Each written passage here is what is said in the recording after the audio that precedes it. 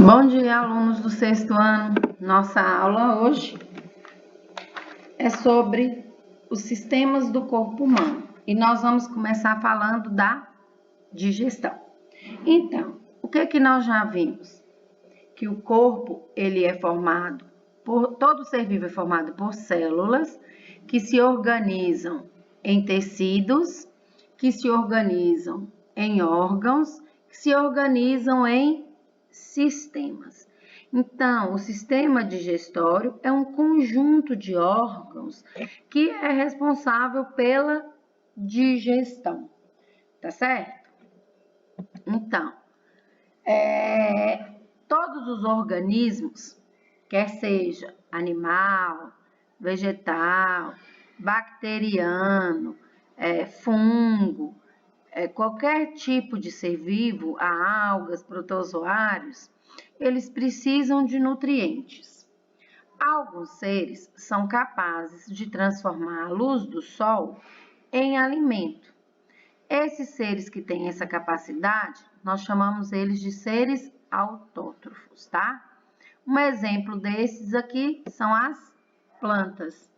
As plantas, as algas, né? Então, eles fazem a fotossíntese, né? Eles têm um pigmento chamado clorofila que consegue transformar a energia luminosa do sol em alimento, em glicose. Outros seres não têm essa capacidade. Eles vão ter que conseguir alimento através de outros. Esses seres que não produzem o próprio alimento, nós chamamos de heterótrofos. E os animais são um exemplo desses seres. Os animais, os fungos, os protozoários. Nós, seres humanos, somos heterótrofos. Nós precisamos de outros seres para nos alimentar. Então, por exemplo, o seu almoço mais tarde, você vai comer arroz, feijão, que são vegetais, que são plantas, que são autótrofos. Eles produzem o próprio alimento, armazenam no seu corpo e você consome eles. E você também vai se alimentar de animais. Você pode talvez comer um frango, um bife, né? De carne pode ser de porco ou de vaca. Não tem problema, é outro animal. Então, a nossa alimentação ela é variada, mas sempre se alimentando de outros seres vivos, que podem ser plantas ou outros animais. E por que a gente precisa desses alimentos? Porque nesses alimentos tem nutrientes. E cada alimento vai fornecer nutrientes diferentes. O nosso corpo precisa desses nutrientes diferentes, porque esses nutrientes vão ser fonte de energia, eles vão ser fonte da construção do nosso próprio corpo. Por exemplo, algumas células da gente vivem morrendo, elas têm que ser repostas. Então, alguns desses nutrientes vão ser responsáveis por essa reposição, pela formação de hormônios. Então, nosso corpo diariamente ele precisa dessa reposição de nutrientes para ele funcionar bem, tá certo? A maioria desses nutrientes, eles estão organizados aqui, ó, em carboidratos. É o que a gente chama de massa. O arroz, o macarrão, o pão, a batata, a mandioca. Os lipídios é o que a gente chama popularmente de gorduras, né? A manteiga, a nata do leite, o óleo do amendoim, né? O óleo de soja que fez a comida, ou a banha do porco que fez a comida. Eles são nutrientes necessários em poucas quantidades, mas a gente precisa desses nutrientes no nosso organismo. As proteínas. As proteínas são chamadas popularmente de carne, né? Elas são as principais fontes da construção de novas células no nosso corpo. Então, a gente precisa desse nutriente, dessas proteínas diariamente. E vitaminas e sais minerais são os nutrientes reguladores. eles regulam o funcionamento do nosso organismo, o funcionamento das nossas células, o funcionamento dos tecidos, dos órgãos, dos sistemas e do organismo como um todo, tá certo? Esses alimentos, carboidratos, lipídios, proteínas, vitaminas e sais minerais, eles são classificados como macromolécula.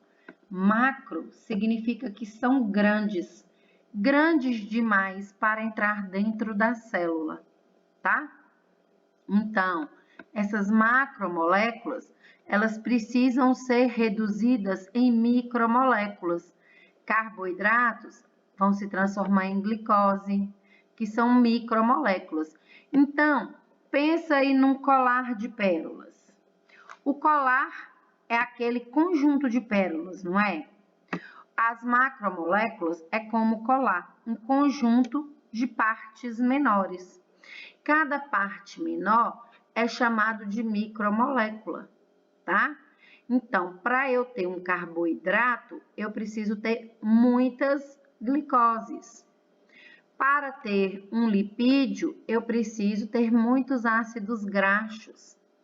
Para eu ter uma proteína, eu preciso ter muitos aminoácidos. Então, as micromoléculas, elas se reúnem para formar as macromoléculas. Muitas glicoses formam carboidratos. Muitos ácidos graxos formam os lipídios. Muitos aminoácidos formam as proteínas. Então, olha, por favor, na página 26 do livro de vocês. Tá vendo aí? O quadro. No quadro eu tenho carboidrato, proteínas e lipídios, né? O carboidrato aí representado é o amido. Olha o colar de pérola que eu falei aí, ó.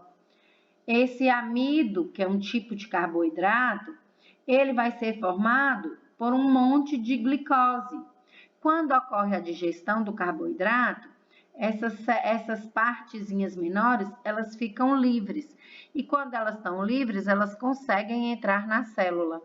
Na forma de amido, ela é muito grande, ela não entra na célula. O nosso corpo não pode usar ela, certo?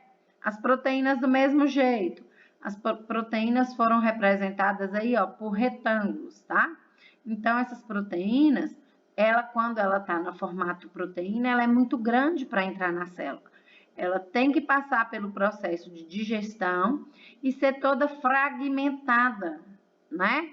Formando quem aí? Cada pedacinho desse separado. Cada pedacinho desse é um aminoácido. O conjunto de muitos aminoácidos formam uma proteína. Os ácidos graxos, os lipídios, né? As gorduras também é muito grande para entrar na nossa célula. No processo de digestão, a gordura é transformada em ácidos graxos e glicerol. E aí eles conseguem entrar na célula para a célula metabolizar, formar os tecidos, os órgãos e assim por diante. Certo, pessoal? Quem faz essa quebra aí, ó, quem transforma macromoléculas em micromoléculas, quem transforma carboidrato em glicose, quem transforma lipídios em ácidos graxos, quem transforma proteínas em aminoácidos, são as enzimas, tá? Então, as enzimas fazem a transformação de macromoléculas em micromoléculas. E aí ela vai reagir. É uma enzima que vai fazer a transformação do amido em glicose, ele só vai conseguir transformar essas substâncias. A enzima vai se ligar sempre no amido e fazer a quebra, transformando aquele amido em glicose. A que faz essa transformação do carboidrato, ela não vai conseguir transformar a proteína, não, e nem os lipídios, tá? Cada enzima vai ser específica. Então, ela só vai atuar em uma substância. A enzima do carboidrato só atua no carboidrato. A enzima do lipídio só no lipídio. A enzima da proteína só na proteína.